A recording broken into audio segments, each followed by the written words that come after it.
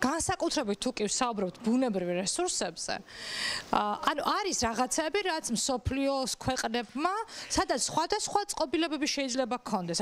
არც კი ვლაპარაკობთ მარტო დემოკრატიაზე.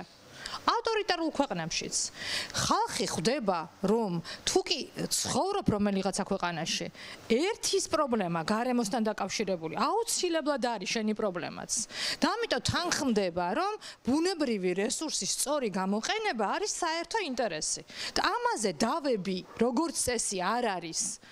და ამიტომ აქვს შემუშავებული წესები, რომლის მიხედვით მათ შორის მოქალაქეს შეუძლია ფული მოითხოვოს. რა თქმა უნდა, კომპენსაცია ეს არის ყველაზე სამართლიანი ამბავი. არაფერი მაგაში დასაზრახი არ არის, როცა ადამიანს, რომელსაც ეხებიან, კონდეს სურვილი კომპენსირების. წირცხვილი არის, როცა არ იცი, რომ კომპენსაცია შეიძლება მოითხოვო და ესე მარტივად უშვებ. საქართველოში თუ კი სადმე არსებობს ბუნებრივი რესურსი, ყველა ეს ბუნებრივი რესურსი იქცა წყევლად ადგილობრივი მოქალაქისთვის. თქვენ ვერ ნახავთ ვერცეთ მუნიციპალიტეტს, რომელსაც აქვს ძალიან მნიშვნელოვანი ბუნებრივი რესურსი, რომლისთვისაც ეს არ არის წყევლა.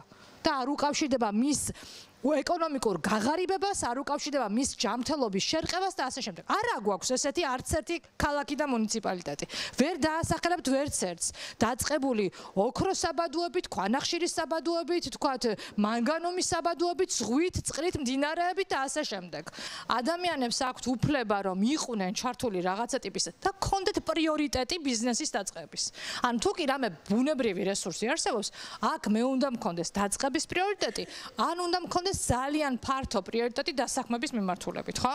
ანუ რაღაცა ტიპის პრიორიტეტები უნდა მქონდეს და შემდეგ უკვე დგება კომპენსირება. თუ კი მე არ ვერთვები, შენთან არ ვსაქმდები, მაშინ თუ კი სარგებლობ ჩემით, უნდა გადაიხადო ამის.